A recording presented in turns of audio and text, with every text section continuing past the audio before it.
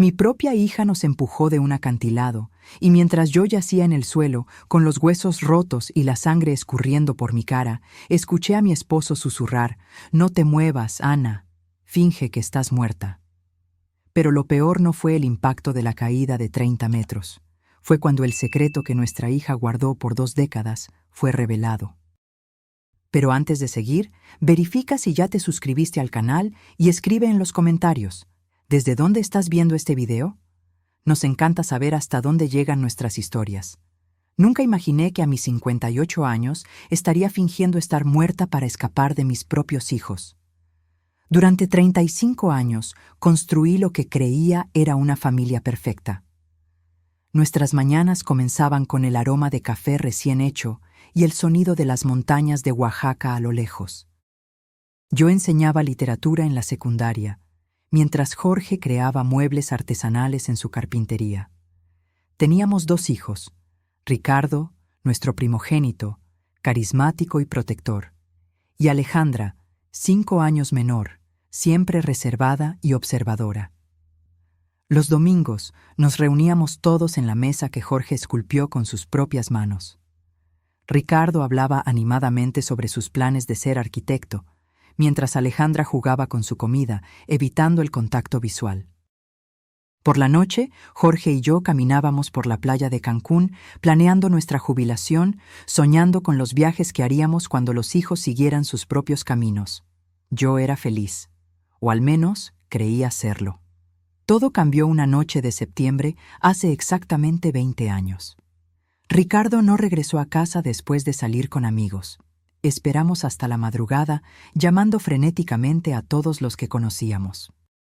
Alejandra se quedó en su habitación, diciendo que estudiaba para los exámenes, pero había algo extraño en su comportamiento que no pude descifrar en ese momento. Jorge salió con los vecinos a buscar a Ricardo. Al amanecer, encontraron su cuerpo en el fondo de un barranco cerca de la playa de Cancún. La policía concluyó que fue un accidente, que probablemente se resbaló en la oscuridad. Nunca cuestioné esa versión. ¿Cómo podría imaginar la verdad? El funeral fue el día más oscuro de mi vida. Usé el mismo vestido negro que en el entierro de mi madre. Alejandra se mantuvo extrañamente tranquila, mientras yo me derrumbaba en lágrimas. Jorge me sostuvo con fuerza cuando mis piernas flaquearon. Ahora entiendo por qué él parecía cargar un peso aún mayor que la pérdida de nuestro hijo. Después de la muerte de Ricardo, Alejandra cambió por completo. Se volvió más atenta y cariñosa, ayudando en las tareas del hogar y pasando más tiempo con nosotros. Lo interpreté como su forma de lidiar con el luto, de llenar el vacío que dejó su hermano. ¡Qué cruel error! Los años pasaron. Alejandra se casó con Manuel, un hombre tranquilo de un pueblo vecino, Puebla. Tuvieron 2 hijos hermosos. Finalmente sentí que la vida nos estaba dando una segunda oportunidad. Manuel me llamaba mamá, y Alejandra había seguido los pasos de su padre, abriendo su propio taller de muebles artesanales. Nuestra familia parecía finalmente reconstruida. Todo parecía perfecto de nuevo, pero ahora, acostada en el fondo de este barranco con costillas rotas y el sabor metálico de la sangre en la boca, entiendo que toda esa felicidad era una mentira cuidadosamente orquestada. Las primeras señales de que algo andaba mal comenzaron hace unos 4 meses, cuando Jorge y yo decidimos actualizar nuestro testamento. Entre nuestra casa frente al mar, el terreno que heredé de mis padres y nuestros ahorros, teníamos aproximadamente 8 millones de pesos mexicanos para dejar como herencia. Fue Alejandra quien sugirió que visitáramos al abogado. Mamá, papá, ya tienen más de 55 años. Es importante tener todo organizado. Lo dijo con esa sonrisa que ahora me parece siniestra. Manuela sentía a su lado, apretándome la mano con dedos que más tarde me empujarían a la muerte. Los amamos demasiado y queremos asegurarnos de que estén protegidos, añadió con su voz mansa. El abogado, el doctor. Javier, un señor que conocíamos desde hace años, nos explicó nuestras opciones. Podríamos crear un fideicomiso, dividir la herencia entre los nietos o hacer un testamento tradicional. Alejandra insistió en ser nombrada, junto con Manuel, como nuestra única heredera. Nosotros nos encargaremos de la distribución justa para los niños, argumentó. Además, van a necesitar de nosotros cuando envejezcan. Es mejor que tengamos acceso a los recursos para cuidarlos adecuadamente. Algo en su tono me incomodó, pero Jorge pareció convencido. Mi esposo, que siempre fue más confiado que yo, aceptó la propuesta sin mucha resistencia. Yo tuve mis dudas, especialmente porque recordé cómo Ricardo siempre hablaba de ayudarnos financieramente en la vejez. Pero Ricardo se había ido, y Alejandra era nuestra única hija viva. Firmamos los documentos una tarde de jueves. Manuel vestía un traje impecable y me abrazó largamente después de la firma. Ahora somos oficialmente una familia unida para siempre, susurró en mi oído. Sus palabras me causaron un escalofrío inexplicable. Esa noche, mientras preparaba la cena, no pude sacarme la sensación de haber cometido un error terrible. Las semanas siguientes fueron extrañas.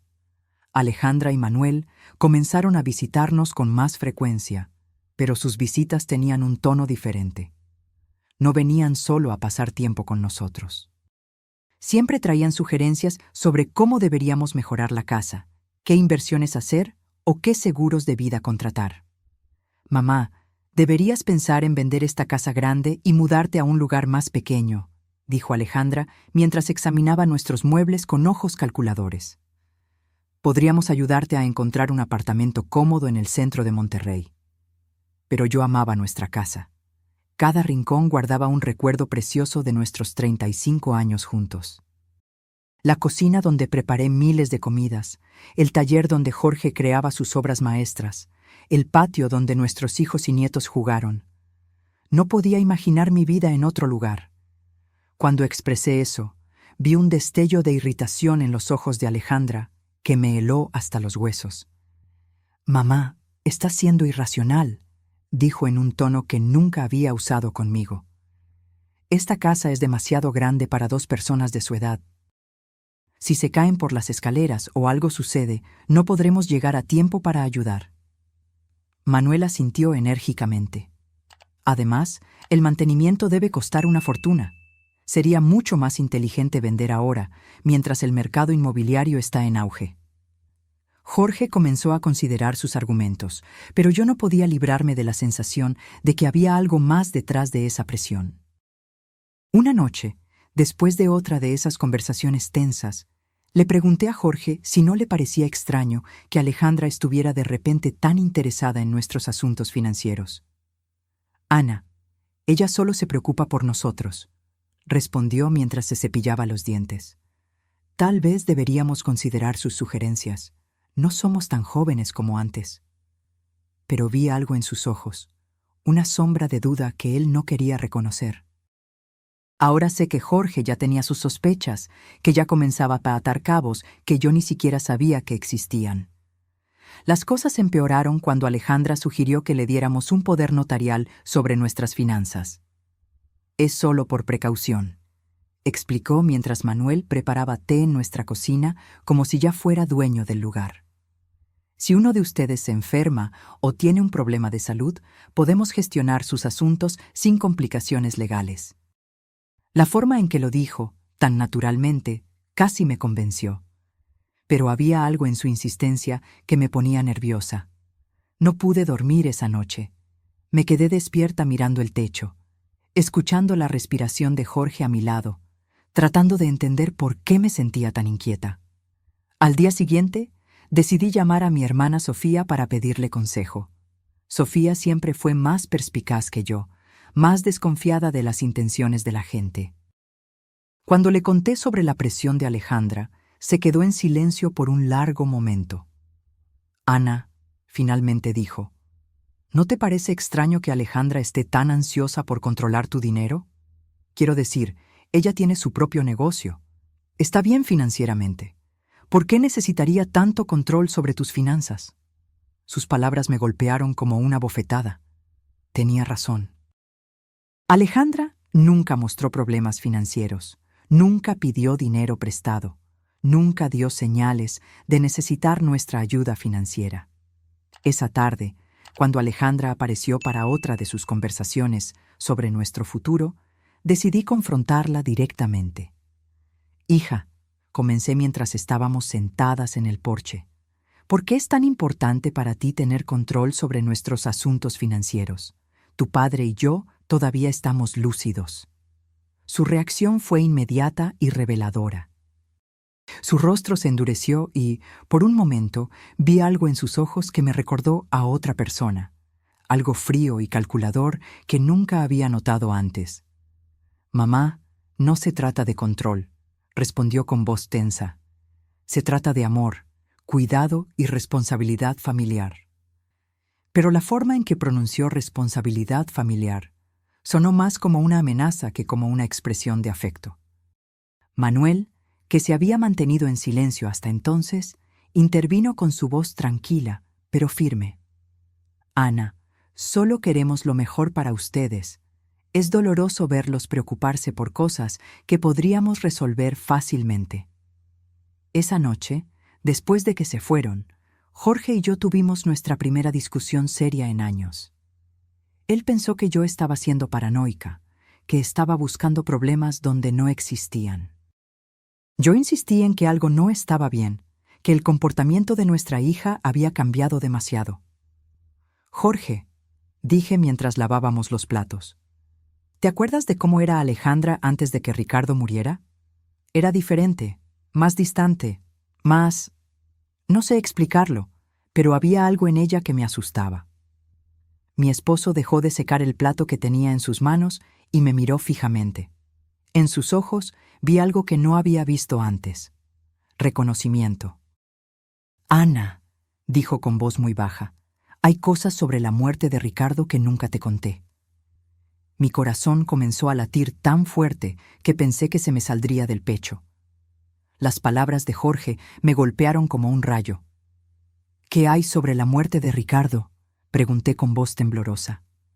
Jorge se sentó pesadamente en una de las sillas de la cocina, la misma mesa donde compartimos miles de comidas en familia, donde Ricardo solía hacer su tarea y donde Alejandra siempre permanecía en silencio. Se pasó las manos por la cara como si intentara borrar recuerdos que lo atormentaban desde hacía 20 años. «La noche que Ricardo murió», comenzó con voz ahogada, «Alejandra no estaba en su habitación estudiando como nos dijo.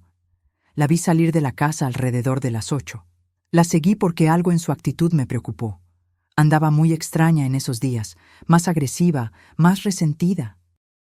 Mi esposo se detuvo, mirando sus manos como si la terrible verdad que había guardado por tanto tiempo estuviera escrita en ellas. Los vi discutiendo cerca del barranco. Ana, los escuché gritándose cosas horribles el uno al otro. Mi mundo comenzó a dar vueltas. ¿Sobre qué estaban discutiendo?, susurré, aunque una parte de mí ya no quería saber la respuesta. Jorge levantó la vista y vi lágrimas en sus ojos. Lágrimas que ni siquiera derramó en el funeral de nuestro hijo mayor. «Sobre dinero». «Ana, Alejandra estaba furiosa porque Ricardo era el mayor, porque de acuerdo con las tradiciones de mi familia, él heredaría la mayoría de nuestros bienes. Pero había algo más, algo sobre un dinero que Ricardo había descubierto». «¿Qué dinero?», pregunté, sintiendo que el suelo desaparecía bajo mis pies. Jorge suspiró profundamente antes de continuar. «Días antes de morir, Ricardo vino a hablar conmigo al taller. Había descubierto que Alejandra estaba robando dinero de nuestros ahorros. Pequeñas cantidades al principio, pero luego sumas más grandes. Ricardo tenía pruebas, llevaba meses investigando». Mi mente se negó a procesar lo que estaba escuchando. Mi hija, la que había sido tan atenta después de la muerte de Ricardo, la que nos ayudaba y cuidaba de nosotros, nos estaba robando desde antes de que su hermano muriera. «¿Por qué nunca me lo contaste?», le recriminé a Jorge, sintiendo que la traición se multiplicaba. «Porque cuando llegué al barranco esa noche ya era demasiado tarde», respondió con voz sofocada. «Vi a Alejandra de pie junto al cuerpo de Ricardo. Nuestra hija estaba temblando, llorando y repitiendo una y otra vez: Fue un accidente. Fue un accidente. Me miró con esos ojos desesperados y me rogó que la ayudara. Papá, me dijo. Ricardo se resbaló cuando intentaba agarrarme. Yo solo me defendí y él perdió el equilibrio. Las lágrimas escurrieron por mi cara incontrolablemente. Pero le creíste, murmuré, aunque ya sabía la respuesta. Jorge asintió lentamente, con una expresión de culpa que lo atormentaba desde hacía décadas. Era mi hija, Ana. Mi hija me estaba pidiendo ayuda y Ricardo ya estaba muerto. No podía traer a uno de vuelta a la vida destruyendo al otro. Pensé que realmente era un accidente, que Alejandra había aprendido la lección, que se volvería una mejor persona después de esto. ¿Y el dinero robado?, pregunté, necesitando saber cada detalle de esta pesadilla.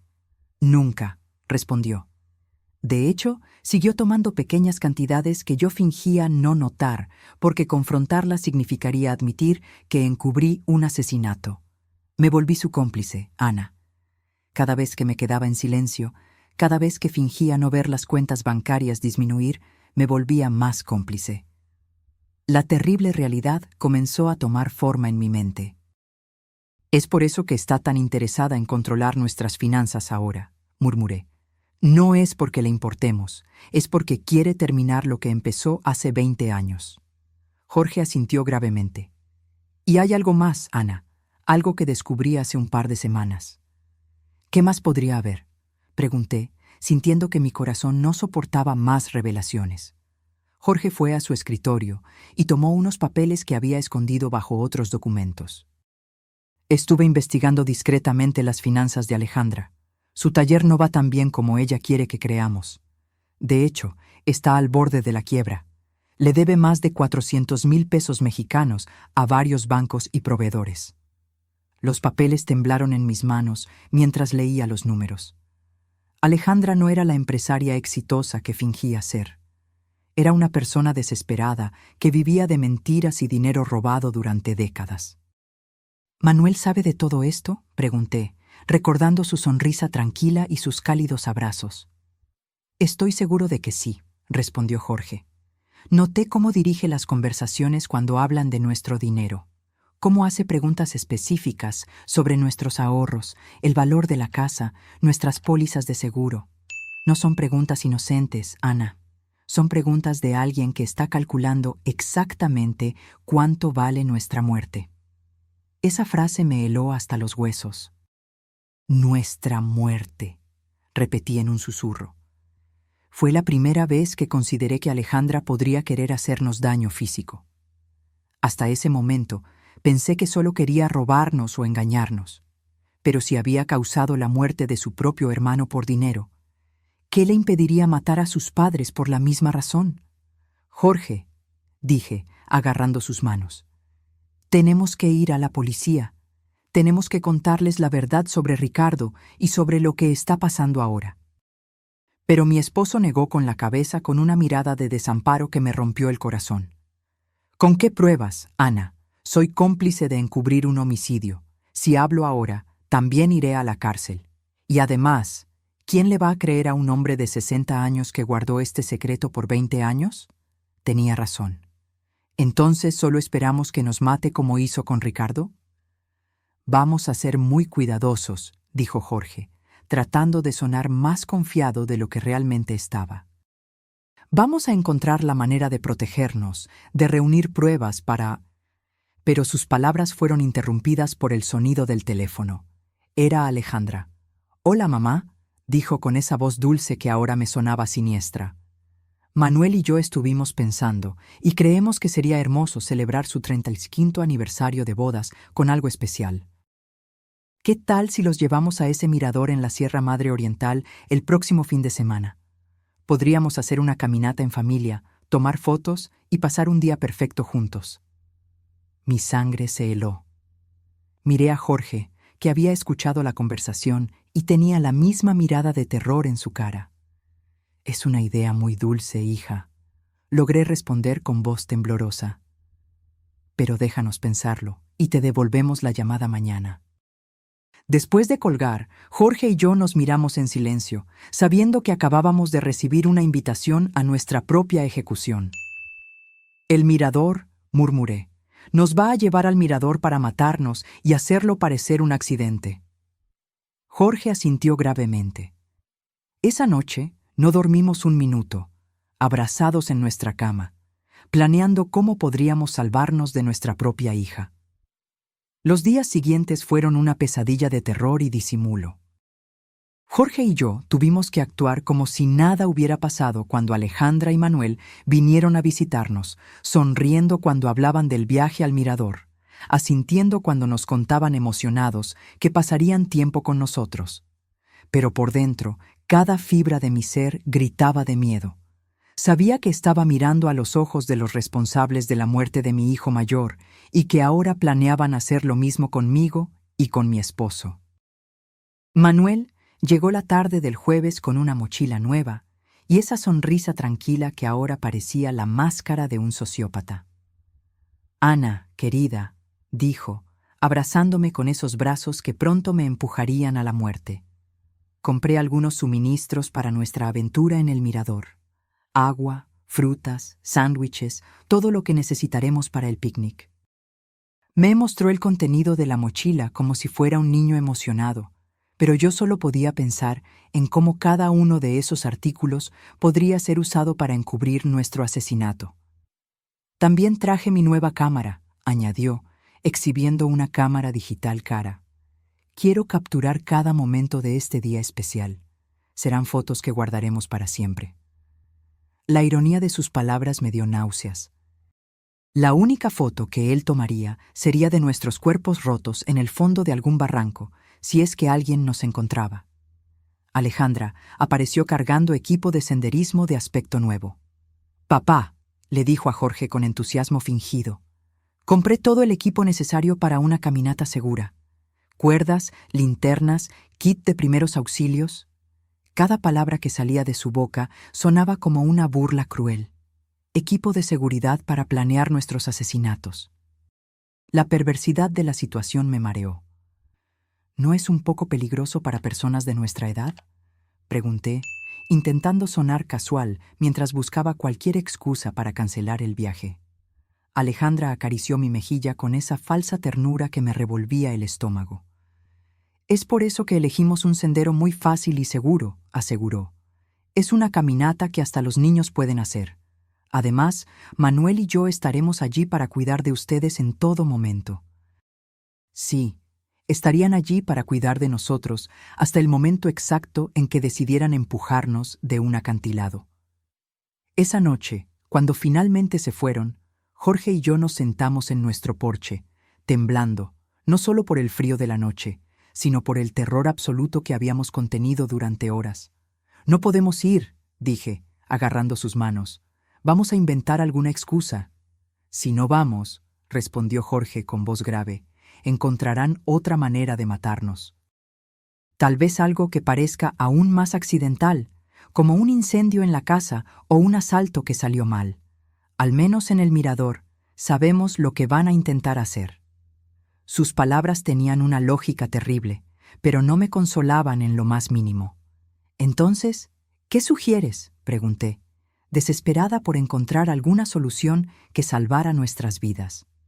Jorge se quedó pensativo por unos minutos antes de responder. «Vamos, pero estaremos preparados. Voy a esconder mi celular y configurarlo para que grabe todo lo que suceda. Si logramos sobrevivir, tendremos pruebas. Y si no…» Su voz se quebró. «Al menos alguien sabrá la verdad». El viernes por la noche apenas pudimos tocar nuestra cena. Sabíamos que podría ser nuestra última comida juntos en nuestra casa, en esa cocina donde habíamos compartido tantos momentos felices cuando éramos una familia de verdad. Jorge revisó su testamento una vez más, asegurándose de que si algo nos sucedía, al menos Alejandra no conseguiría todo sin que hubiera algún registro de nuestras sospechas. «Escribí una carta», confesó, mostrándome un sobre sellado. «Está dirigida a tu hermana Sofía. En ella explico todo lo que sabemos sobre la muerte de Ricardo y lo que creemos que Alejandra planea hacernos. La escondí en la caja de seguridad del banco. Si no regresamos de este viaje, al menos ella sabrá dónde buscar la verdad. Esa noche nos fuimos a la cama abrazados, susurrándonos palabras de amor que podrían ser las últimas. Si algo me sucede, dijo Jorge, quiero que sepas que estos 35 años contigo han sido los mejores de mi vida. A pesar de todo, a pesar de los errores y los secretos, te amo más que a mi propia vida. Lloré en silencio, memorizando el ritmo de su respiración, el calor de su cuerpo, el olor de su piel. El sábado amaneció con un cielo azul que parecía burlarse de nuestra situación. Alejandra llegó temprano, silbando una melodía alegre que me heló la sangre. «Buenos días, tortolitos», gritó desde la puerta principal. «¿Listos para su gran aventura?» Manuel apareció detrás de ella, radiante como si fuera el día más feliz de su vida, excepto que este era un encuentro con la muerte. Durante el desayuno, que apenas pudimos comer, Alejandra explicó la ruta que haríamos en detalle. «Es un sendero hermoso», dijo, extendiendo un mapa en la mesa. «Lleva a un mirador donde pueden ver toda la bahía de Puerto Vallarta. Dicen que la vista es espectacular». Sus ojos brillaban con un entusiasmo que parecía demoníaco. Claro, las vistas serían espectaculares. Serían las últimas que veríamos en nuestras vidas. «El sendero tiene algunas partes empinadas», añadió Manuel como si nos estuviera dando información turística útil, «pero nada que excursionistas experimentados como ustedes no puedan manejar». Su comentario sobre nuestras supuestas habilidades de senderismo sonó como una broma cruel. Éramos dos sexagenarios que apenas caminábamos por la playa de vez en cuando. Mientras cargábamos el coche, vi a Alejandra revisando meticulosamente su mochila, asegurándose de que tenía todo lo que necesitaba para su plan. Vi cuerdas, una pequeña pala y algo que parecía una bengala. «¿Para qué es eso?», pregunté, señalando la bengala. «Para seguridad», respondió sin dudar. «Si nos perdemos o algo sale mal, podemos enviar una señal de socorro». Claro, enviarían una señal de socorro después de empujarnos de un acantilado para que nuestros cuerpos pudieran ser encontrados y se confirmara que fue un trágico accidente durante una caminata en familia. Todo calculado. Cada detalle había sido planeado para hacer que nuestros asesinatos parecieran perfectamente naturales. El viaje en coche a la Sierra Madre Oriental duró casi 3 horas que parecieron una eternidad. Manuel puso música animada y cantó junto con las canciones como si realmente estuviéramos yendo a un divertido paseo en familia. Alejandra condujo con cuidado, obedeciendo todos los límites de velocidad, deteniéndose en cada señal de alto. No quería arriesgar un accidente que arruinara sus planes perfectos. Durante el viaje, Jorge discretamente tomó mi mano y activó la grabación en su teléfono. Todo lo que sucedió a partir de ese momento sería grabado. Si lográbamos sobrevivir, tendríamos pruebas. Si no, al menos la verdad no moriría con nosotros. Cuando finalmente llegamos al inicio del sendero, mi corazón latía tan fuerte que pensé que se me saldría del pecho. El lugar era hermoso, con árboles altos y el sonido de una cascada a lo lejos. Pero para mí, se había convertido en el escenario de mi propia ejecución. Alejandra y Manuel sacaron sus mochilas del coche, sonriendo y bromeando como si fuera el día más feliz de sus vidas. «¿Listos para la aventura?», preguntó Alejandra. Y por primera vez en 20 años vi el mismo brillo frío en sus ojos que debió tener la noche que Ricardo murió. El sendero comenzó relativamente fácil, serpenteando entre árboles frondosos y rocas cubiertas de musgo. Manuel caminaba delante de nosotros, constantemente tomando fotos y comentando sobre la belleza del paisaje. «Miren esas flores silvestres», exclamó, señalando arbustos llenos de flores moradas. «Y esa formación rocosa, increíble». Su actuación era perfecta, la de un yerno amoroso disfrutando de un día especial con sus suegros. Alejandra caminaba detrás de nosotros, supuestamente para asegurarse de que no nos quedáramos atrás. Pero yo podía sentir sus ojos en nuestra espalda como puñales. Cada vez que me daba la vuelta para mirarla, me sonreía con esa sonrisa que había perfeccionado a lo largo de 20 años de mentiras. «¿Cómo están, mamá y papá?», preguntaba con falsa preocupación. «¿Necesitan parar y descansar?». Después de 1 hora de caminata, comenzamos a subir una parte más empinada del sendero. Mis piernas ya estaban pesadas, y Jorge estaba respirando con dificultad. No estábamos acostumbrados a este tipo de ejercicio, y nuestros hijos asesinos lo sabían perfectamente. Habían elegido una ruta que nos agotaría físicamente, volviéndonos vulnerables para cuando llegara el momento de ejecutar el plan. «Ya casi llegamos al mirador», anunció Manuel con entusiasmo. Aunque de acuerdo con el mapa que había visto en casa, todavía nos quedaba al menos media hora más de caminata, su mentira confirmó que no tenían intención de llegar al mirador oficial. El lugar donde planeaban matarnos debía estar mucho más cerca. Durante toda la caminata, intenté memorizar cada detalle del sendero, cada árbol, cada roca que pudiera servir como referencia si lograba sobrevivir, y necesitaba explicarle a la policía exactamente dónde había sucedido todo. Jorge hacía lo mismo, y ocasionalmente intercambiábamos miradas cargadas de terror y determinación. Sabíamos que estábamos caminando hacia nuestras muertes, pero también sabíamos que era nuestra única oportunidad de conseguir las pruebas que necesitábamos. «¡Miren eso!», Alejandra de repente gritó, señalando una formación rocosa que se destacaba a nuestra derecha. «Ese acantilado tiene una vista increíble. Subamos allí para tomar algunas fotos especiales». Mi sangre se heló. Allí estaba, el lugar que habían elegido para nuestro asesinato. El acantilado se alzaba a unos 30 metros sobre el sendero principal, accesible por un camino secundario que parecía mucho más peligroso que el que estábamos siguiendo.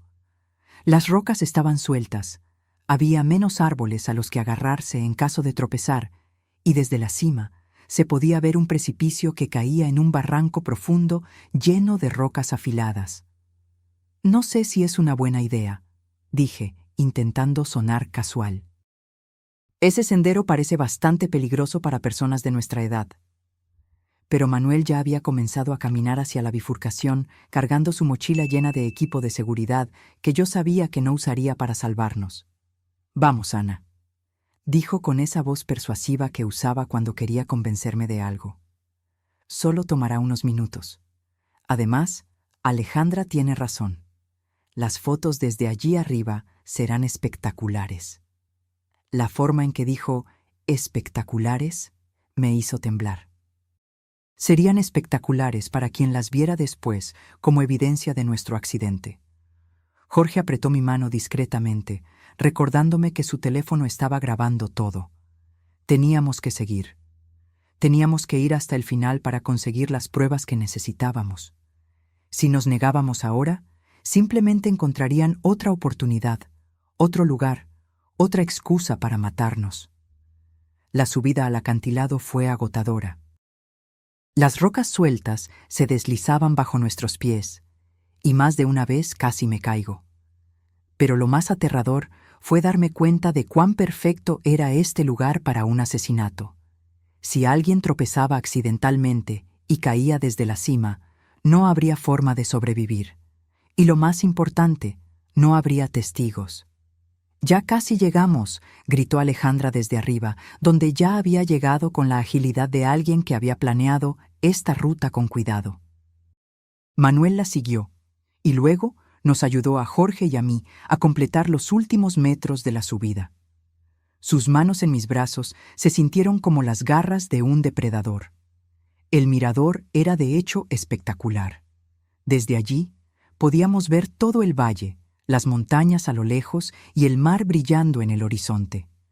En cualquier otra circunstancia, habría sido un momento hermoso para compartir con la familia. Pero sabiendo lo que yo sabía, el lugar se sentía como el escenario perfecto para una pesadilla. «Vengan aquí para las fotos», gritó Manuel, posicionándose cerca del borde del acantilado. «Quiero que el valle esté de fondo». Jorge y yo nos acercamos lentamente, cada paso acercándonos a nuestro destino final. Pude ver a Alejandra posicionándose estratégicamente detrás de nosotros, calculando ángulos, midiendo distancias. «¡Perfecto!», exclamó Manuel, levantando su cámara. «Ahora abrácense y sonrían». Jorge y yo nos abrazamos, probablemente por última vez, mientras él tomaba foto tras foto. Cada destello de la cámara se sintió como un relámpago anunciando la tormenta que estaba a punto de llegar. «Tomen otra», sugirió Alejandra, moviéndose más cerca de nosotros. «Pero esta vez, quédense un poco más atrás para que el paisaje quede mejor en el encuadre». Un paso atrás significaba estar exactamente en el borde del precipicio. Jorge y yo intercambiamos una mirada. Había llegado el momento. Nos movimos hacia atrás como se nos ordenó, sintiendo que el suelo sólido desaparecía bajo nuestros pies, quedando solo el vacío del abismo detrás de nosotros. Manuel levantó la cámara una vez más, pero esta vez vi algo diferente en sus ojos. Ya no había necesidad de fingir. La máscara se había caído. «Sonrían», dijo con una voz que ya no era gentil. «Esta va a ser su última foto». En ese momento, Alejandra se lanzó hacia nosotros con los brazos extendidos. El plan era simple: empujarnos hacia atrás para que cayéramos al vacío, tomar algunas fotos del accidente y luego bajar para descubrir nuestros cuerpos rotos. Pero Jorge se había estado preparando para este momento. En el último segundo, logró agarrar la muñeca de Alejandra y tirarla hacia adelante. «Si vamos a morir, tú vienes con nosotros», gritó con una furia que nunca antes había visto en él. Por un momento, los cuatro estábamos tambaleándonos en el borde del acantilado, agarrándonos unos a otros en una danza macabra entre la vida y la muerte. Manuel gritó e intentó ayudar a Alejandra, pero el peso de todos nosotros era demasiado. Sentí que el suelo cedía bajo mis pies. Sentí que la gravedad comenzaba a ganar la batalla. Y luego los cuatro caímos juntos, encerrados en un abrazo mortal, gritando mientras el aire silbaba a nuestro alrededor y el suelo rocoso se acercaba a una velocidad vertiginosa.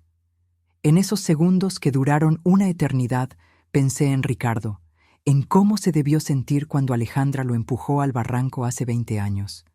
Imaginé su terror, su confusión, su traición al darse cuenta de que su propia hermana lo había condenado a la muerte. El impacto fue brutal. Escuché el horrible sonido de huesos rompiéndose, el sonido de mi propio cuerpo destrozándose contra las rocas. El dolor era indescriptible, pero aún más terrible era el sabor a sangre en mi boca y la certeza de que esta vez Alejandra había ganado. Esta vez no habría testigos para contar la verdad. Pero entonces escuché la voz de Jorge, débil pero clara. «Ana, no te muevas, finge que estás muerta». Y me di cuenta de algo increíble. Aún estaba viva. El dolor era tan intenso que pensé que iba a enloquecer. Cada fibra de mi cuerpo gritaba en agonía. Sentí la sangre escurriendo por mi cara y algo caliente y pegajoso empapando mi ropa. Pero la voz de Jorge resonó en mis oídos como un comando divino. «Finge que estás muerta». Con una fuerza de voluntad que no sabía que poseía, permanecí completamente inmóvil, controlando incluso mi respiración para que fuera imperceptible. A pocos metros de distancia podía oír los gemidos de dolor de Alejandra y Manuel. Ellos también habían sobrevivido a la caída, pero por los sonidos que hacían parecían estar en peor condición que nosotros. «Manuel», oí la voz quebrada de mi hija. «¿Estás bien?». Su preocupación por su esposo me revolvió el estómago. Esta mujer que había causado la muerte de su propio hermano e intentado matarnos, aún era capaz de sentir amor por alguien. «Creo que me rompí la pierna», gimió Manuel. «Duele tanto, Alejandra». «¿Y los viejos?». La forma despectiva en que se refirió a nosotros confirmó lo que yo ya sabía. Nunca fuimos familia para él. Éramos solo obstáculos en el camino hacia nuestro dinero. Escuché movimiento, como si Alejandra estuviera gateando en nuestra dirección. Mi corazón latía tan rápido que tuve miedo de que ella pudiera oírlo. «Están muertos», anunció después de unos minutos que parecieron horas. Ambos tienen los ojos abiertos, pero no están respirando. Su mentira me llenó de una extraña esperanza. Si creía que estábamos muertos, tal vez tendríamos una oportunidad. Perfecto, susurró Manuel con una satisfacción que me heló la sangre. Funcionó exactamente como lo planeamos. Bueno, excepto por la parte en que nosotros caímos también, respondió Alejandra con una risa amarga. Al menos ya no tendremos que fingir que los amamos más. En los minutos siguientes, que parecieron una eternidad, Alejandra y Manuel discutieron su situación. Ambos estaban heridos, pero podían moverse. El plan ahora era arrastrarse hasta encontrar un lugar desde donde pudieran pedir ayuda y luego contar la historia de cómo habían sobrevivido milagrosamente a un trágico accidente que había matado a sus pobres padres. «Recuerda la historia», le dijo Alejandra a Manuel. «Estábamos tomando fotos cuando una roca se soltó bajo los pies de papá. Él tropezó y, tratando de agarrarse, jaló a mamá con él. Nosotros intentamos ayudar, pero caímos también. Es importante que nuestras historias coincidan». «Lo sé», respondió Manuel. «Lo practicamos 100 veces. Somos los sobrevivientes traumatizados de una tragedia familiar. Pobres de nosotros. Perdimos a nuestros queridos suegros en un horrible accidente». Su actuación era tan convincente que si yo no hubiera vivido la verdad, habría creído cada palabra. Gradualmente, sus voces se desvanecieron mientras se arrastraban hacia lo que esperaban que fuera la salvación. Cuando el silencio finalmente cayó, Jorge susurró mi nombre tan bajo que apenas pude oírlo. «Ana, ¿estás bien?». Respondí en el mismo susurro, confirmando que estaba viva, pero terriblemente herida. «Mi pierna derecha está rota», me dijo con una voz sofocada de dolor. «Y creo que tengo algunas costillas fracturadas. ¿Y tú?». Hice un inventario mental de mi cuerpo. Sentí un dolor agudo en mi brazo izquierdo. Mi cabeza palpitaba como si alguien la estuviera golpeando con un martillo, y definitivamente había algo mal con mi hombro, pero estaba viva, y eso era más de lo que había esperado. «Estamos mal, pero estamos vivos», susurré. «El teléfono está grabando, pero no hay señal aquí abajo». Esa era la parte más aterradora de nuestra situación. Estábamos vivos, pero atrapados en el fondo de un barranco, heridos y sin ninguna manera de comunicarnos con el mundo exterior. Si nadie venía a buscarnos, moriríamos allí lentamente de sed, hambre o de nuestras heridas. «Jorge», susurré, «antes de que sea demasiado tarde, necesito que me cuentes todo. Todo lo que realmente sucedió la noche que Ricardo murió». Mi esposo suspiró profundamente, como si hubiera estado esperando este momento durante 20 años. «Esa noche», comenzó con una voz temblorosa, «Ricardo vino a encontrarme en el taller. Estaba furioso. Tenía papeles en las manos, extractos bancarios. Me mostró pruebas de que Alejandra había estado robando dinero de nuestras cuentas durante meses. Pequeñas cantidades al principio, luego sumas más grandes. Ricardo había estado investigando porque había notado discrepancias en nuestros ahorros. El dolor físico se mezcló con el dolor emocional, mientras yo escuchaba la verdad que había sido escondida durante décadas. Ricardo quería confrontar a Alejandra esa misma noche, continuó Jorge. Intenté calmarlo, convencerlo de esperar hasta el día siguiente, pero él estaba decidido. Dijo que no podía dormir sabiendo que su hermana menor nos estaba robando. «¿Y lo seguiste?», pregunté, aunque ya sabía la respuesta. Lo seguí porque tenía miedo de lo que podría pasar. Conocía el temperamento de Ricardo cuando se enfurecía, y también había notado algo extraño sobre Alejandra últimamente. Una frialdad que me daba escalofríos. «Cuando llegué al barranco», continuó Jorge, «los encontré gritándose el uno al otro. Ricardo tenía los papeles en la mano, agitándolos en la cara de Alejandra. «Eres una ladrona», le gritaba. «Estás robando a nuestros propios padres». Alejandra lo negaba todo. Decía que Ricardo estaba loco, que estaba inventando cosas. Mi corazón se aceleró mientras imaginaba la escena. mis 2 hijos enfrentándose en la oscuridad, uno acusando al otro de traición. ¿Qué pasó después?, pregunté, aunque una parte de mí no quería saberlo. Jorge se detuvo por un largo tiempo antes de continuar. Ricardo le dijo que si no devolvía el dinero y nos confesaba todo, él mismo nos diría la verdad. Alejandra se puso furiosa. Gritó que Ricardo siempre había sido el favorito, que siempre había tenido todo fácil, que era hora de que las cosas cambiaran. Y entonces, la voz de Jorge se quebró. Alejandra empujó a Ricardo. No fue un accidente. Ella lo empujó con toda su fuerza, deliberadamente. Las lágrimas corrieron por mi cara, mezclándose con la sangre de mis heridas. ¿Por qué nunca me dijiste la verdad?, pregunté, sintiendo una mezcla de rabia y desesperación. Jorge suspiró profundamente. Porque cuando llegué a donde estaba Alejandra, ella lloraba, temblaba, me decía una y otra vez que había sido un accidente, que no había tenido la intención de hacerlo. Me rogó que no te dijera nada, que no podía perderte a ti también. Pero sabías que era mentira, murmuré, sintiendo que el peso de la traición se profundizaba. Sí, pero era mi hija, Ana, mi única hija sobreviviente. ¿Cómo podía entregarla a la policía? ¿Cómo podía destruir lo que quedaba de nuestra familia? Su justificación dolió tanto como mis lesiones físicas. ¿Y el dinero robado?, continué. Alejandra prometió que lo devolvería poco a poco. Juró que había sido una mala decisión, que estaba desesperada, que nunca volvería a suceder. Pero nunca devolvió un solo centavo. De hecho, siguió robando, y yo seguí en silencio porque cada día que pasaba me volvía más cómplice de su crimen. En ese momento, escuchamos voces a lo lejos. Alejandra y Manuel habían logrado encontrar ayuda.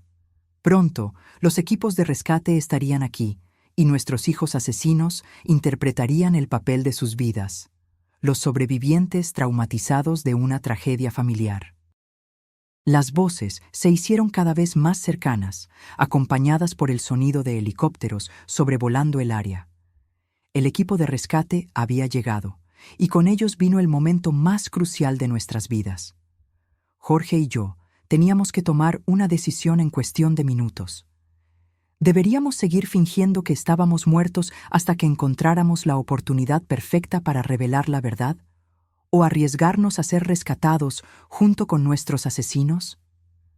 Ana. Jorge susurró urgentemente. El teléfono grabó todo lo que sucedió allí arriba. Tenemos la confesión de Manuel sobre el plan. Tenemos a Alejandra admitiendo que somos obstáculos. Lo tenemos todo. Pero si nos encuentran vivos ahora, pueden destruir las pruebas antes de que logremos entregarlas a las autoridades. Tenía razón. Si Alejandra y Manuel se daban cuenta de que habíamos sobrevivido y oído sus confesiones, encontrarían la manera de silenciarnos para siempre. Esta vez no sería un accidente. Sería algo mucho más directo y definitivo. Teníamos que esperar el momento perfecto. «Están aquí abajo», gritó la voz de Alejandra desde arriba. «Mis padres, por favor, dense prisa». Su actuación era perfecta, su voz quebrada de dolor y desesperación. Si yo no conociera la verdad, habría creído que era una hija devastada por la pérdida de sus padres. «Señora, mantenga la calma», respondió una voz autoritaria que debió pertenecer al líder del equipo de rescate. «Vamos a bajar para evaluarlos». «¿Usted y su esposo pueden moverse?» Oí el sonido de cuerdas y equipos siendo preparados para el descenso. Manuel había perfeccionado su papel como el yerno de luto.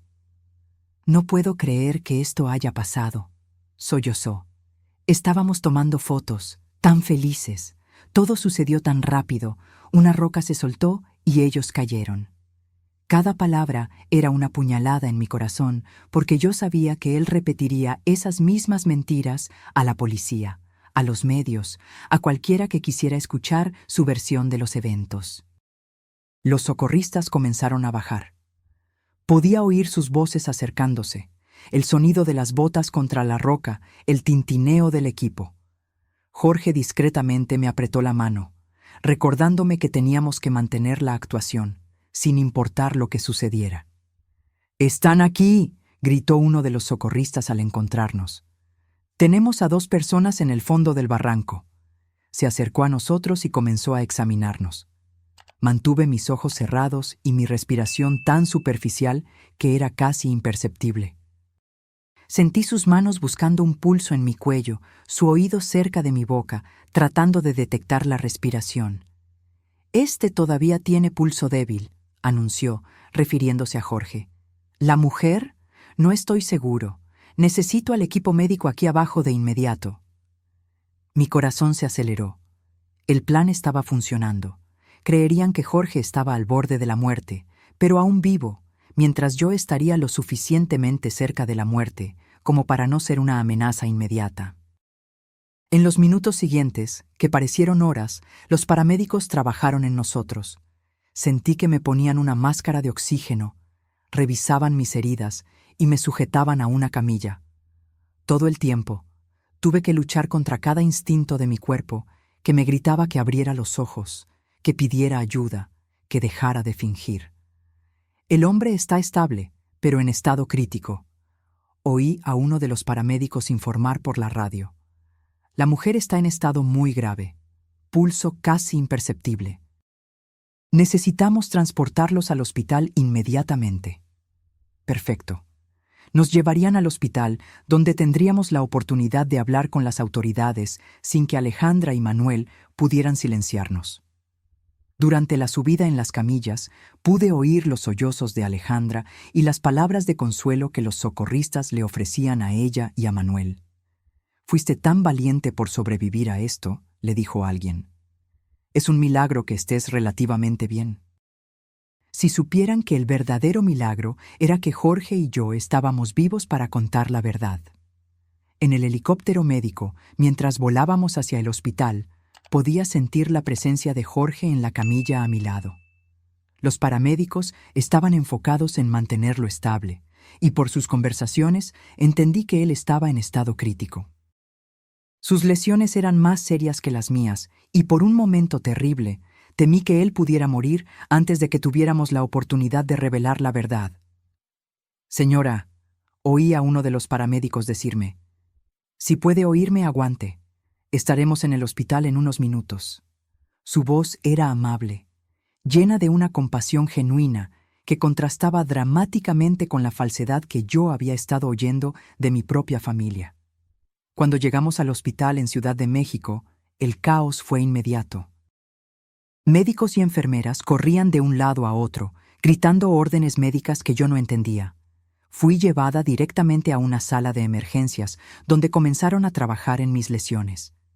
Tuve que seguir fingiendo que estaba inconsciente, pero también necesitaba encontrar una manera de comunicarme con alguien en quien pudiera confiar.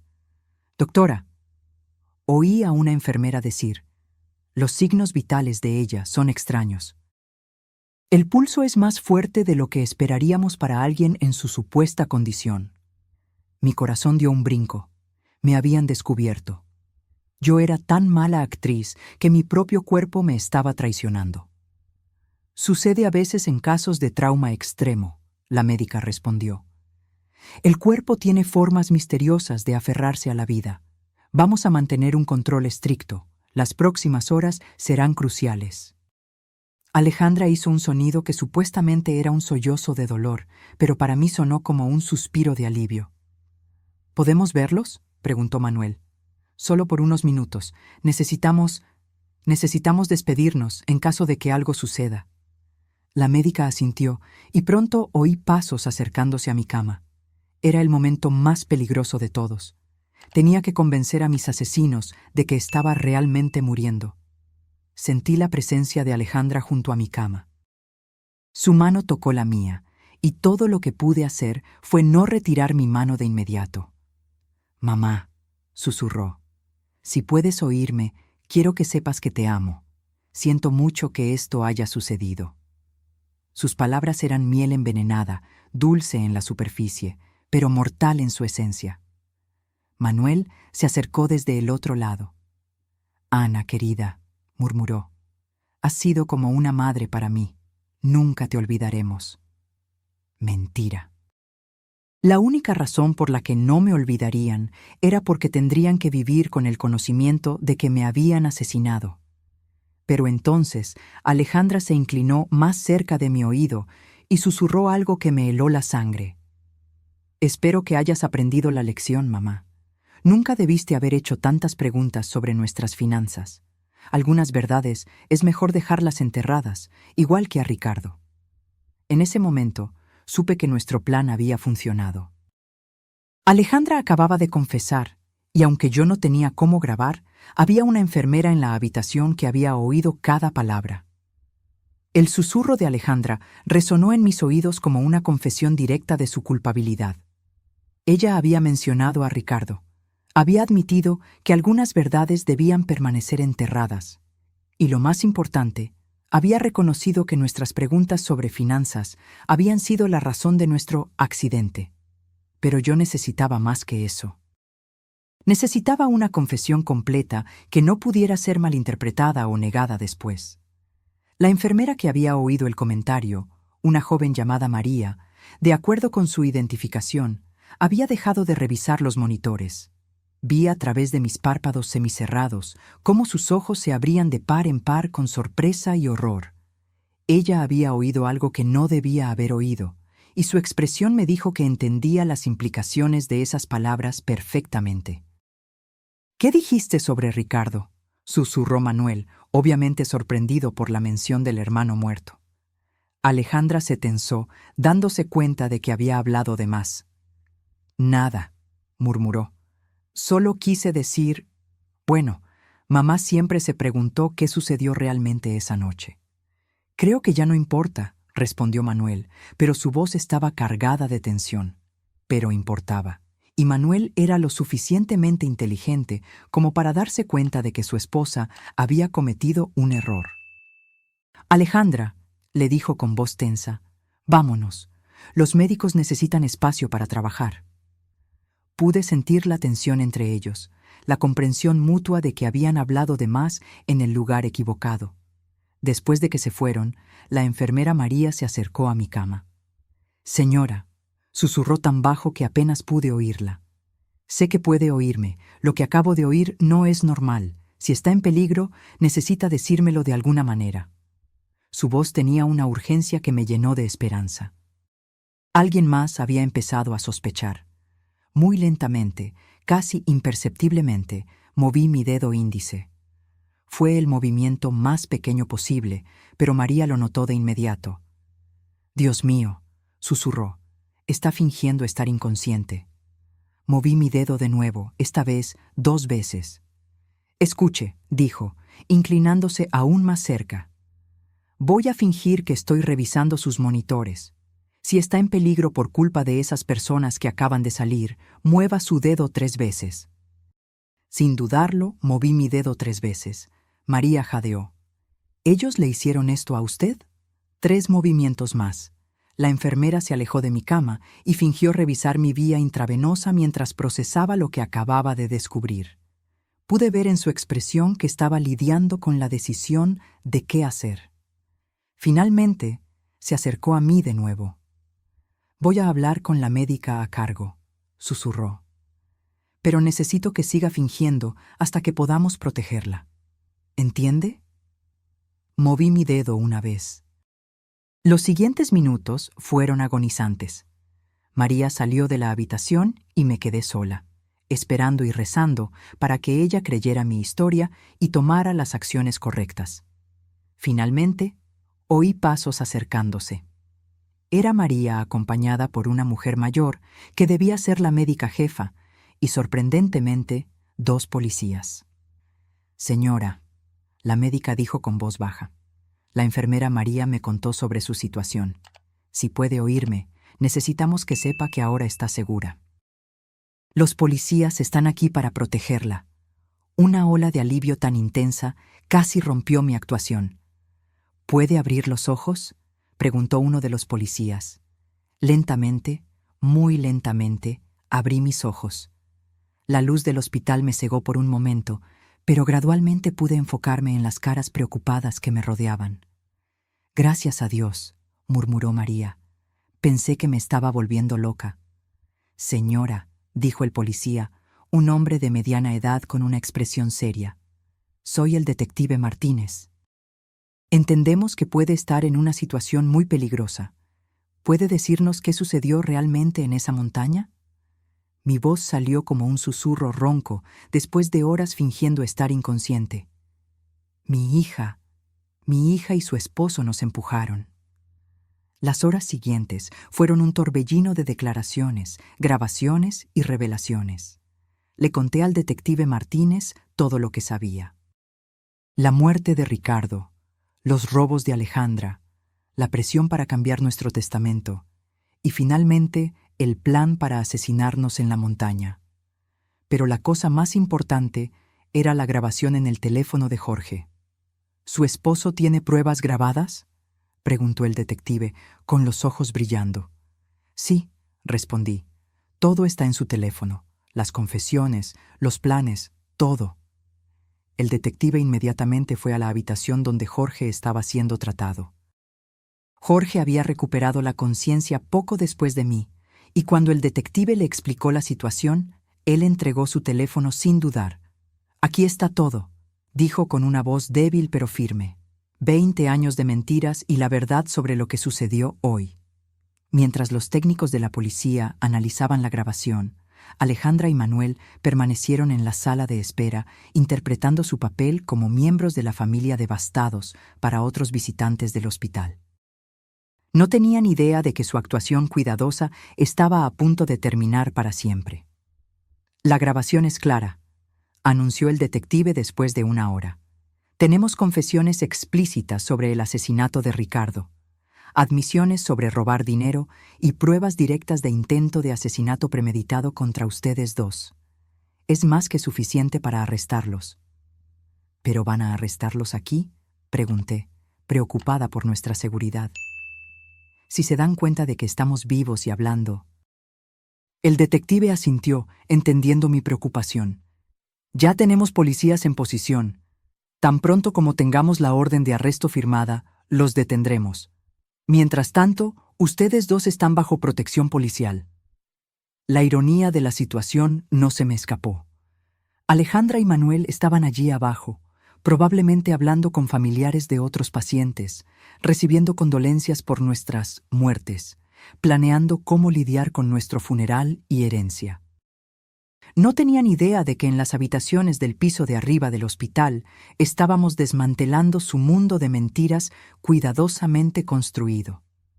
¿Hay algo más?, pregunté, sintiendo que algo aún me inquietaba. El detective tomó una carpeta de papeles. Después de escuchar su historia, investigamos preliminarmente las finanzas de su hija. No solo está en bancarrota, como usted sospechaba, sino que también le debe dinero a algunas personas muy peligrosas, usureros que no aceptan excusas. Mi sangre se heló. ¿Quiere decir que no éramos solo inconvenientes para ella? Usted y su esposo eran su única salvación, confirmó. Con su herencia, ella podría pagar sus deudas y empezar de nuevo. Sin ustedes, ella probablemente estaría muerta en unas semanas. Esa revelación añadió una nueva dimensión a la traición. Ella no nos veía solo como obstáculos, nos veía como su salvación financiera. Nuestra muerte no era solo conveniente para ella, era absolutamente necesaria para su supervivencia. ¿Y qué va a pasar con nuestros nietos?, pregunté, sintiendo una nueva ola de dolor al pensar en los niños inocentes de Alejandra y Manuel. Los servicios sociales asumirán la custodia temporal de ellos. El detective respondió amablemente.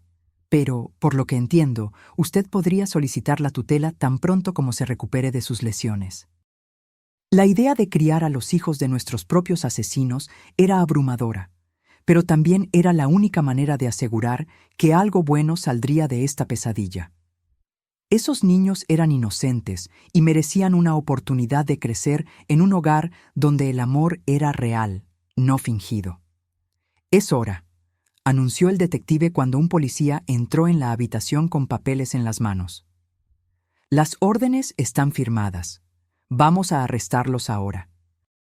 A través de la ventana de mi habitación que daba al vestíbulo del hospital, pude ver a los policías posicionándose discretamente. El momento que había esperado durante 20 años finalmente había llegado.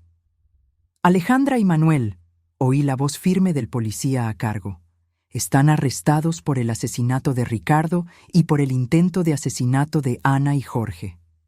El silencio que siguió fue ensordecedor. Luego la voz histérica de Alejandra. ¿De qué está hablando? Nosotros somos las víctimas aquí. Nuestros padres murieron en un accidente. Señora, el policía respondió con calma. Sus padres están vivos y han proporcionado pruebas completas de sus crímenes. Hubo un momento de silencio absoluto, seguido por un grito de desesperación de Manuel.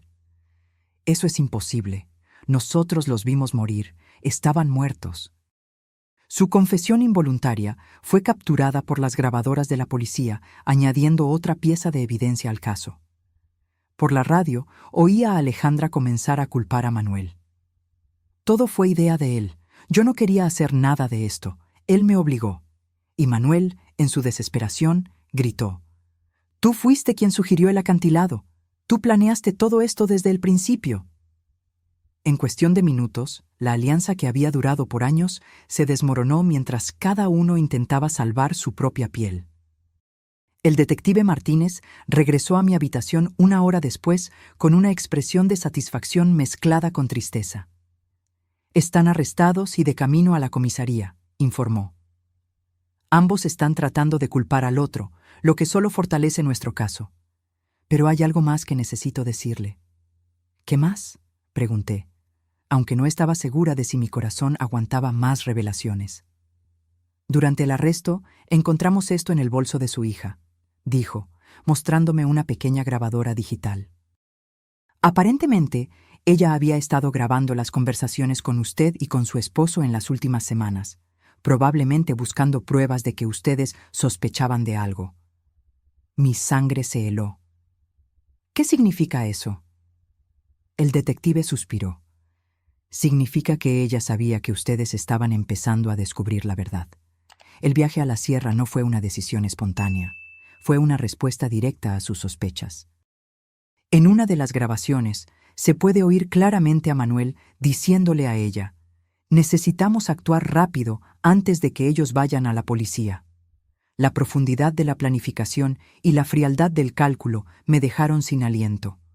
No solo habían planeado matarnos, habían estado monitoreando nuestras conversaciones, evaluando el nivel de peligro que representábamos para ellos. Éramos ratones en un laberinto, y ellos habían sido los científicos observando cada uno de nuestros movimientos. Hay una cosa más, el detective continuó, que encontramos en la investigación de sus finanzas. Su hija no solo le debía dinero a usureros peligrosos, sino que también había falsificado su firma en varios documentos, intentando acceder a sus cuentas bancarias. Si ustedes hubieran muerto en ese barranco, ella habría tenido acceso inmediato a todos sus recursos. Cada nueva revelación era como otra puñalada. Mi propia hija no solo había planeado asesinarme, había estado robándome activamente, falsificando mi firma y violando cada principio de confianza familiar que yo había intentado inculcarle. ¿Cuánto dinero robó en total?, pregunté, aunque no estaba segura de si quería saber. Cerca de 180,000 pesos mexicanos en los últimos 3 años, el detective respondió. Pequeñas cantidades que ella pensó que usted no notaría, pero que cuando se suman, totalizan una cantidad significativa. El dinero que Jorge y yo habíamos ahorrado a lo largo de décadas de trabajo duro, centavo por centavo, había sido el financiamiento de la vida de lujo de nuestra hija mientras ella planeaba nuestro asesinato. Los días siguientes en el hospital fueron un torbellino de entrevistas con la policía, visitas de abogados y llamadas de los medios que habían captado la historia. La prensa local había titulado el caso como «La traición familiar más horrible de la década», y reporteros de todo el país querían oír nuestra versión de los eventos. Mi hermana Sofía llegó de Guadalajara llorando y abrazándome como si no me hubiera visto en décadas. «Ana», me dijo varias veces. Siempre supe que había algo extraño sobre Alejandra después de la muerte de Ricardo. pero nunca imaginé que ella fuera capaz de esto. Sus palabras me confortaron porque confirmaron que mis instintos maternales no habían sido completamente ciegos. ¿Y los niños? Pregunté sobre mis nietos, que ahora estaban bajo la custodia temporal de los servicios sociales. Los visité ayer, Sofía respondió tristemente. Están confundidos, preguntando por qué sus padres no pueden volver a casa. Son demasiado jóvenes para entender lo que realmente sucedió. La abogada que contratamos, la doctora Elena, una mujer competente y compasiva, vino a vernos con noticias sobre el proceso legal. El caso es sólido, nos aseguró. Con las grabaciones, las confesiones durante el arresto y todas las pruebas financieras, es casi imposible que escapen de condenas significativas. Pero entonces añadió algo que me heló hasta los huesos. Sin embargo, están tratando de negociar una declaración de culpabilidad menor, alegando que fue un crimen pasional, no premeditado. ¿Un crimen pasional?, exclamé indignada. Ellos planearon esto durante semanas, compraron equipo especial y eligieron el lugar perfecto. La doctora Elena asintió gravemente. Lo sé, y tenemos pruebas de la premeditación, pero sus abogados van a argumentar que fue una decisión desesperada tomada bajo extrema presión financiera. La idea de que pudieran recibir sentencias reducidas por sus crímenes me llenó de furia. Habían matado a Ricardo. Habían intentado asesinarnos. Habían robado nuestro dinero durante años, y ahora querían presentarse como víctimas de las circunstancias. ¿Qué podemos hacer para asegurarnos de que reciban lo que se merecen?, pregunté. Testificar. La doctora Elena respondió simplemente. Su testimonio, combinado con todas las pruebas, será crucial para que el jurado entienda la verdadera naturaleza de estos crímenes. Pero les advierto, será emocionalmente devastador enfrentar a su hija en la corte. Tenía razón. La idea de mirar a Alejandra a los ojos durante el juicio, de oír a sus abogados tratando de justificar lo injustificable, de revivir públicamente cada momento de esta pesadilla, era abrumadora. Pero era lo que yo tenía que hacer, por Ricardo, por nosotros y por mis nietos, que merecían saber la verdad sobre sus padres. 3 semanas después del arresto, Jorge y yo finalmente pudimos ir a casa. Nuestras heridas se habían curado lo suficiente para permitirnos movernos, aunque él todavía necesitaba muletas, y yo tenía mi brazo en un cabestrillo. La casa se sentía extraña, como si fuera el escenario de una obra después de que todos los actores se habían ido. Todo estaba exactamente como lo habíamos dejado el día de nuestro paseo en familia. Los platos del desayuno todavía estaban en el fregadero. La cama estaba sin hacer. Las flores que Alejandra me había traído esa semana todavía estaban en la mesa de la sala, ahora marchitas y muertas. Era como si el tiempo se hubiera detenido en el momento en que nuestras vidas normales terminaron para siempre. ¿Crees que seremos felices de nuevo?, le pregunté a Jorge esa primera noche de regreso mientras estábamos acostados en nuestra cama familiar. Él me abrazó con su brazo no herido y suspiró profundamente. No lo sé, Ana, dijo, pero estamos vivos. Tenemos la verdad de nuestro lado y por primera vez en 20 años no tenemos que vivir con secretos. El juicio comenzó 6 meses después. El día que tuve que testificar, miré a Alejandra directamente a los ojos por primera vez desde el arresto. No vi remordimiento ni dolor, no vi a la hija que había criado. Vi a una extraña fría y calculadora que se había disfrazado como mi hija durante décadas. Cuando terminé mi testimonio, después de recontar cada detalle horrible de nuestra experiencia, me dirigí a ella directamente desde el banquillo de los testigos. Alejandra, no sé quién eres, pero ya no eres mi hija.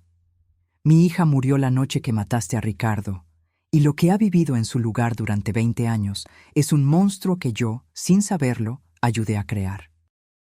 El jurado deliberó durante 2 días antes de encontrar a Alejandra culpable de homicidio intencional por la muerte de Ricardo y de intento de homicidio agravado por lo que nos hizo a nosotros.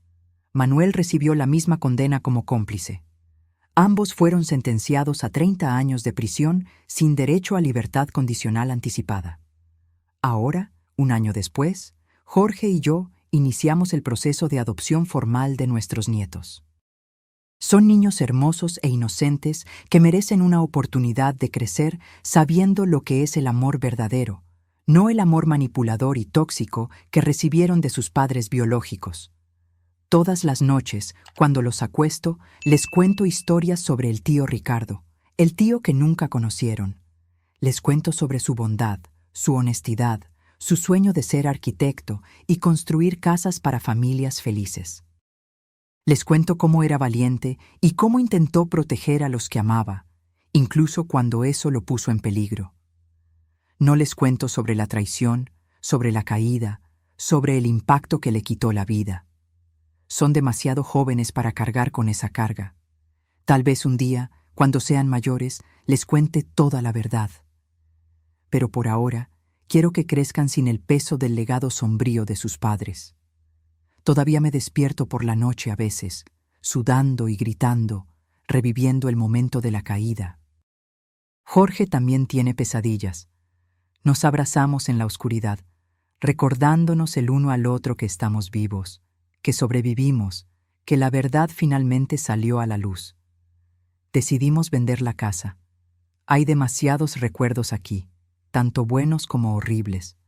Compramos una casa más pequeña cerca de la playa, donde el sonido constante de las olas nos ayuda a dormir mejor. Una casa nueva para un nuevo comienzo. La cicatriz en mi hombro todavía me duele cuando cambia el tiempo. La rodilla de Jorge nunca se recuperó por completo. Estas son las cicatrices físicas que llevamos. Las emocionales son mucho más profundas. A veces, me encuentro mirando viejas fotos de familia. Alejandra sonriendo en su 10º cumpleaños. Ricardo enseñándole a andar en bicicleta. Los 4 juntos en un picnic en la playa. Intento entender cómo algo tan hermoso pudo transformarse en algo tan monstruoso. Cómo no vi las señales, los pequeños momentos que podrían haberme alertado sobre lo que estaba por venir. Pero luego me recuerdo que el amor puede hacernos ciegos, que a veces no queremos ver la verdad porque duele demasiado, que confiamos en aquellos que amamos, incluso cuando deberíamos cuestionar. Nunca visité a Alejandra en la cárcel. No puedo hacerme mirar a los ojos de la mujer que mató a mi hijo e intentó matarme. Jorge fue una vez, pero regresó más silencioso que nunca. Dijo solo que ella no mostró remordimiento, solo rabia por haber sido atrapada. Manuel escribió cartas pidiendo perdón, diciendo que estaba bajo la influencia de Alejandra, que no era él mismo. No respondimos. Algunas traiciones son demasiado grandes para ser perdonadas. Los años pasarán. Nuestros nietos crecerán. El dolor tal vez disminuya un poco. Pero la verdad permanecerá. La verdad sobre cómo la codicia puede corromper incluso los lazos familiares más sagrados. Sobre cómo el silencio puede proteger a los monstruos. Sobre cómo a veces necesitamos fingir estar muertos para finalmente vivir en la verdad. A veces, cuando camino por la playa con Jorge a mi lado y nuestros nietos corriendo por delante, siento una paz inesperada. No es la felicidad que conocíamos antes. Es algo diferente, algo más profundo. Una sensación de que sobrevivimos a lo peor que la vida nos pudo lanzar y aún así encontramos razones para sonreír. Y en algún lugar, tal vez Ricardo esté viendo todo esto, viendo que su muerte no fue en vano, que la verdad, incluso después de 20 años, finalmente salió a la luz, que aquellos que lo amaban sobrevivieron para contar su historia. Y eso, al final de cuentas, es una forma de justicia. Ahora, si te gustó esta historia, dale clic a este próximo video que está apareciendo en la pantalla, porque en él la historia de traición y revuelta como nunca has visto antes.